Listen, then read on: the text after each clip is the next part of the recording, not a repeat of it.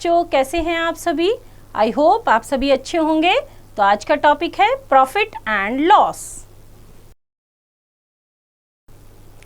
Objectives of learning: to find cost price, selling price and profit and loss, to find profit and loss percentage, to understand the unitary method. Now topic is profit and loss. Whenever we buy items from a shop, the shopkeeper sells them at a certain price. The shopkeeper buys things from wholesalers and sells them to his customers. There is usually a price difference between what a product is purchased at and what it is sold at. Consequently, when a product is sold, the shopkeeper may earn a profit or suffer a loss. Now next topic is cost price and selling price. The price at which an item is purchased is called its cost price or CP. The price at which an item is purchased, purchased का मतलब खरीदना, जो हम price पे करते हैं किसी चीज को खरीदने के लिए, वो उसका क्या होता है? कोस्ट प्राइस, जिसको हम कोस्ट प्राइस या सीपी भी बोलते हैं। C for cost and P for price. The price at which an item is sold is called its selling price और एसपी। सोल्ड का मतलब बेचना, जिस प्राइस पे हम कोई भी प्रोडक्ट, कोई भी आइटम हम बेचते हैं, सेल करते हैं, वो उसका क्या होता है? Selling price, SP. क्या होता है? Selling price. For example, if a shopkeeper buys a doll for ₹100 and sells it to a customer for ₹125, he earns a profit of ₹25. That is equals to ₹125 minus ₹100. But if he buys a toy for ₹150 and sells it for ₹125, he incurs a loss of ₹25. That is equals to ₹150 minus ₹125. In this example, the cost price of the doll is ₹100 and that of the toy is ₹150. हमारी दो item है यहाँ पे। Doll का हमारा coast price कितना है? 100, ठीक है। और एक हमारा क्या है यहाँ पे? टॉय का कोस्ट प्राइस क्या है? 150, राइट। बट दोनों का सेलिंग प्राइस क्या है? 125 and 125, right? The selling price of the doll is ₹125 and also that of the toy is ₹125. दोनों का सेलिंग प्राइस क्या है? 125 and 125, but cost price दोनों का अलग रहा। But their cost prices are different. The doll is sold at a profit whereas the toy is sold at a loss. Now next topic is profit or gain. When the selling price of an item is more than its cost price, the difference is called a profit or gain. When the selling price, जो selling price है वो ज़्यादा होता है किससे? cost price से। तो जो difference आता है that is profit, वो हमारा क्या होता है? profit। तो profit और gain is equal to selling price minus cost price is equal to SP minus CP। तो profit हम कैसे निकालेंगे? Selling price minus cost price. Profit का मतलब सेलिंग प्राइस ज्यादा है, कोस्ट प्राइस कम है। Selling price minus cost price. Example से देखते हैं इसको हम। A shopkeeper bought a music system for ₹5,000 and sold it for ₹5,500. Did he sell it at a profit or a loss? Solution देखते हैं इसका हम। Coast price, CP of the music system क्या है? कितने में खरीदा? बोट का मतलब क्या होता है? खरीदना। कितने में खरीदा? 5000। तो कोस्ट प्राइस या सीपी कितना रहा हमारा? 5000। सेलिंग प्राइस और SP of the music system, sell कितने में किया? सोल्ड का मतलब बेचना। कितने में? 5500 में। कितना है? 5500। सिंस ₹5500 इज ग्रेटर देन 5000, 5500 बड़ा है 5000 से, this means selling price is greater then coast price. हमारा जो सेलिंग प्राइस है वो कोस्ट प्राइस से क्या है? ज्यादा है। Now profit is equal to क्या है? Profit selling price minus cost price. क्या है हमारा प्रॉफिट निकालने का formula? Selling price minus cost price. Selling price है हमारा 5500 माइनस कोस्ट प्राइस है 5000, तो हमारा प्रॉफिट कितना हुआ? 500 रुपीज। तो 5500 में से हमने 5000 को क्या किया? माइनस किया सेलिंग प्राइस में से कोस्ट प्राइस को, तो प्रॉफिट कितना आया? 500। So the music system was sold at A profit. यही हमें बताना था कि प्रॉफिट हुआ या लॉस, तो हमें क्या हुआ? प्रॉफिट हुआ। Now next topic is loss. When the selling price of an item is less than its cost price, the difference is called loss. जब हमारा selling price क्या होता है? कम होता है cost price से, तो difference जो आएगा वो क्या कहलाएगा? Loss. तो loss निकालने का फॉर्मूला क्या रहेगा? cost price minus selling price, CP minus SP. loss निकालने का फॉर्मूला क्या है? cost price minus selling price, CP minus SP. Example से देखते हैं इसे हम। Example 1, Sohan purchased a shirt for rupees 300 and sells it for rupees 200. Did he sell it at a profit or a loss? Solution देखते हैं इसका हम। Cost price CP of the shirt कितने में खरीदा? 300 रुपीज में। कितने में खरीदा? 300 रुपीज में। Selling price SP of the shirt कितने में बेचा? 200 रुपीज में। Selling price कितना है? 200.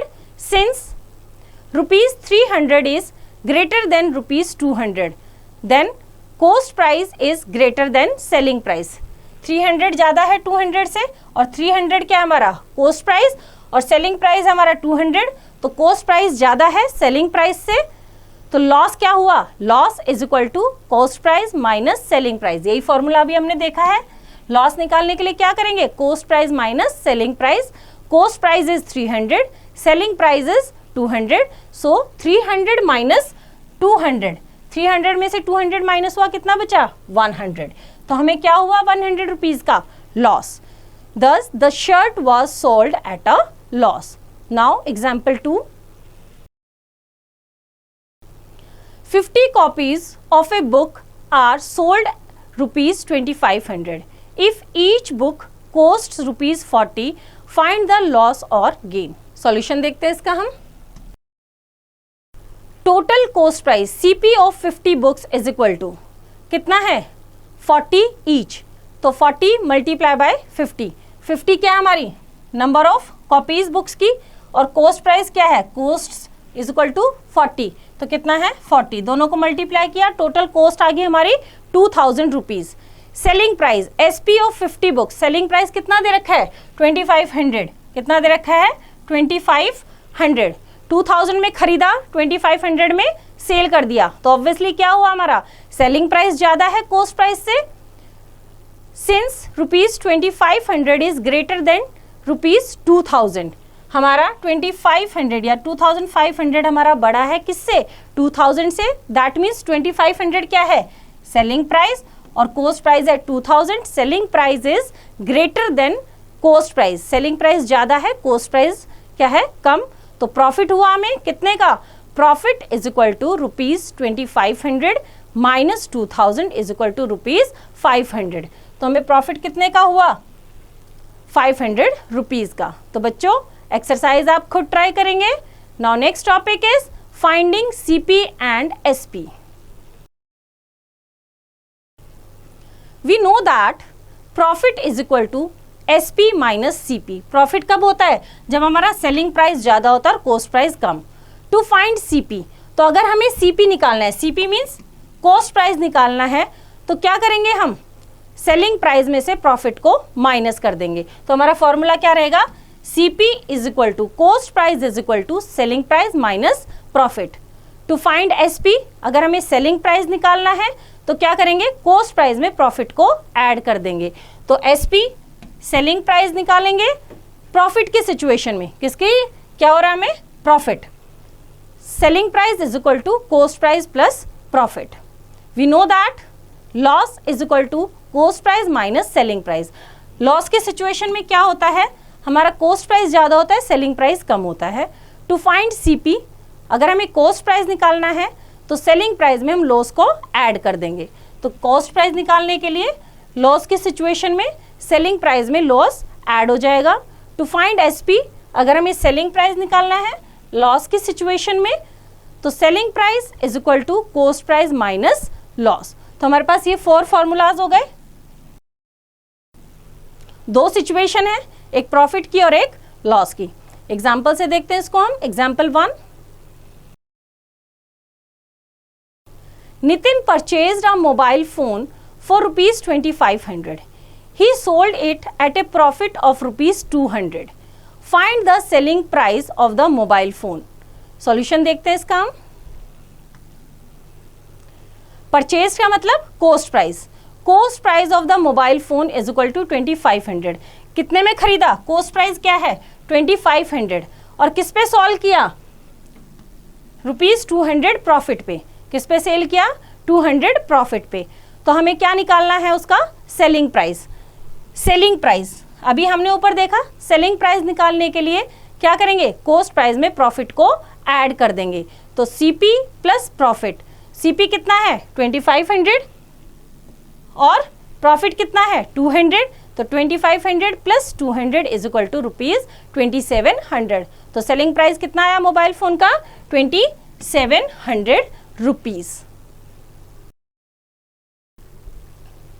Now example 2, Mohit sold a wristwatch for ₹8500 at a loss of ₹1500. Find the cost price of the watch. Solution देखते हैं इसका। Selling price SP of the wristwatch is equal to ₹8500. कितने में बेचा? 8500. Selling price means कितने में बेचा? किस पे बेचा? लॉस पे। कितने? 500. लॉस पे बेचा कितना? 2500. Cost price of the wrist watch. Cost price निकालेंगे जब लॉस होता है तो कॉस्ट प्राइस हमारा ज्यादा रहता है सेलिंग प्राइस से। तो कॉस्ट प्राइस निकालने के लिए सेलिंग प्राइस प्लस लॉस, यही हमारा फॉर्मूला है। CP is equal to SP plus loss. SP कितना है? 8500 प्लस 1500 हमारा क्या है? लॉस। दोनों को ऐड करेंगे, कितना आया हमारा? 8500 प्लस 1500 इज इक्वल टू ₹10,000। तो कॉस्ट प्राइस कितना रहा? 10,000 रुपीज। तो बच्चों एक्सरसाइज आप खुद ट्राई करेंगे। Now next topic is percentage of profit और loss. To calculate profit percent और loss percent we use the following formula. क्या फॉर्मूला है प्रॉफिट परसेंटेज निकालने का? देखो, profit percentage is equal to profit जो माइनस करने के बाद आया divided by CP. CP means cost price, हमेशा सीपी पे निकलेगा। प्रॉफिट परसेंटेज भी और लॉस परसेंटेज भी। Profit upon CP multiply by 100। Percent का मतलब ही क्या है? पर 100। इसी तरह से लॉस का फॉर्मूला क्या रहेगा? लॉस, जितना लॉस आया वो divided by CP cost price multiply by 100%। हमेशा किस पे निकलेगा? प्रॉफिट परसेंटेज और लॉस परसेंटेज हमेशा सीपी पे निकलेगा। CP means cost price. The profit percent और loss percent is always calculated on the cost price. किस पे होता है? हमेशा कॉस्ट प्राइस पे। Now example 1, a shopkeeper bought rice at the rate of ₹25 per kg from the wholesaler. He sold the rice at a rate of ₹30 per kg. What will be his profit percentage? Solution देखते हैं इसका हम। Cost price of rice is equal to 25. Selling price of rice is equal to ₹30.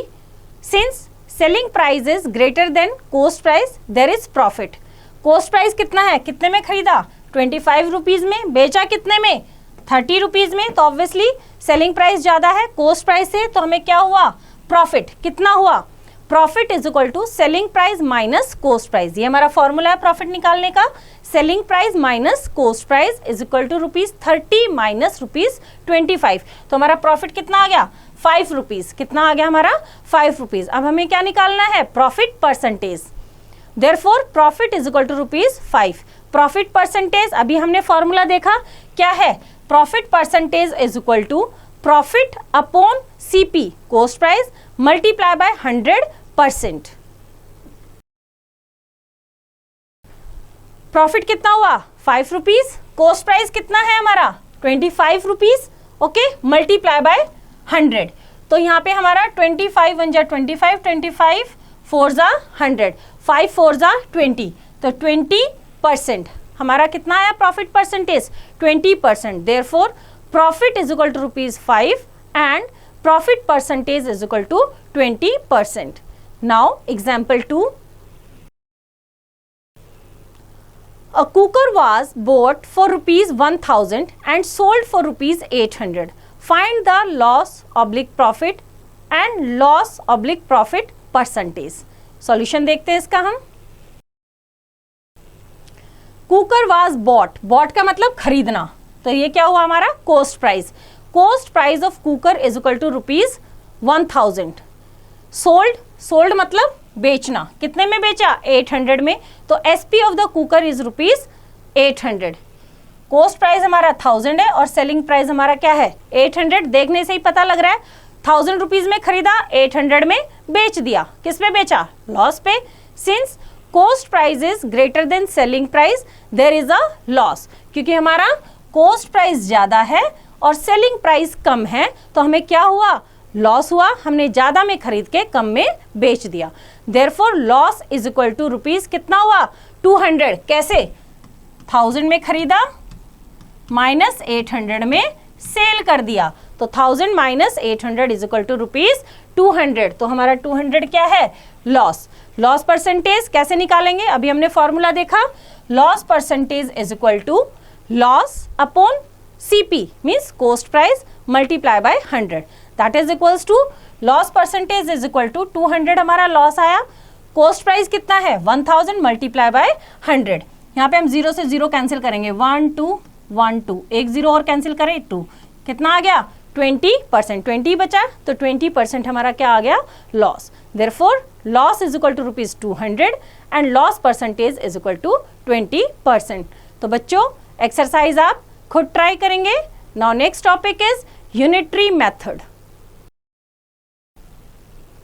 Unitary means per unit. Unitary method is the method of finding the unit price और cost of one and then finding the cost of many. Unitary method क्या होता है, पहले हम एक की cost निकालते हैं, उसके बाद हम ज्यादा की कॉस्ट निकालते हैं। एग्जाम्पल से देखते हैं, example 1, the cost of 1 book is ₹405, find the cost of 5 such books. Solution देखते हैं इसका। Cost of 1 book is equal to ₹405।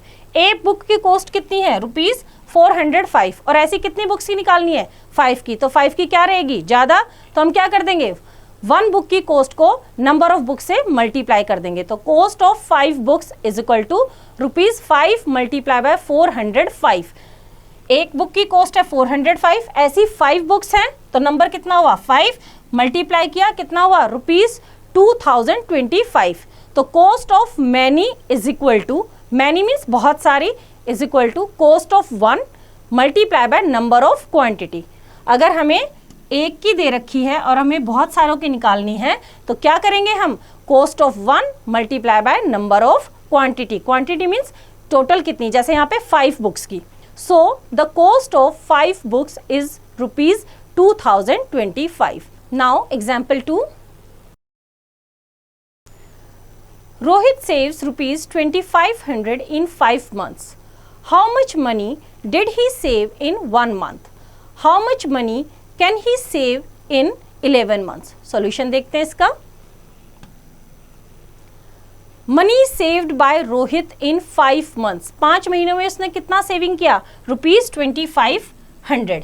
हमें क्या निकालना है 1 मंथ में कितना सेव किया, 1 मंथ में कम करेंगे ज्यादा, 5 मंथ्स ज्यादा होते हैं 1 मंथ कम, तो हम डिवाइड कर देंगे। Money saved by Rohit in 1 month, 1 month में कितना करेगा 5 मंथ्स में कितना किया 2500, कितने मंथ्स में 5 मंथ्स में, तो नंबर ऑफ मंथ से उसको डिवाइड कर दिया, तो 1 मंथ की सेविंग आ गई कितनी 5 5 25, तो 500 रुपीज। जैसे cost of 1 is equal to, cost of 1 is equal to cost of many, many means ज्यादा divided by number of quantity. जैसे यहाँ पे हमें क्या दे रखा है, हमें 1 मंथ की सेविंग निकालनी है, और हमें कितने मंथ्स की दे रखी है, 5 मंथ्स की, तो टोटल कॉस्ट के जगह क्या आ गया 2500 और नंबर ऑफ क्वांटिटी 5 मंथ्स, तो 2500 is divided by 5 is equal to ₹500। और हमें क्या निकालना है, 11 मंथ्स में कितना सेव करेगा, money saved by Rohit in 11 months. 11 months में ज्यादा करेगा, जितना 1 मंथ में किया उसको क्या कर देंगे हम 11 से मल्टीप्लाई, तो money saved by Rohit in 11 months is equal to ₹500। 500 क्या है, 1 मंथ की सेविंग, क्या है 1 मंथ की सेविंग, मल्टीप्लाई बाय 11 क्या है नंबर ऑफ मंथ्स, तो 500 multiply by 11 is equal to ₹5500। तो 11 मंथ्स में वो कितनी सेविंग करेगा 5500। तो बच्चों एक्सरसाइज आप खुद ट्राई करेंगे। आई होप आपको चैप्टर समझ आया, इसकी रिवीजन आप खुद कीजिए।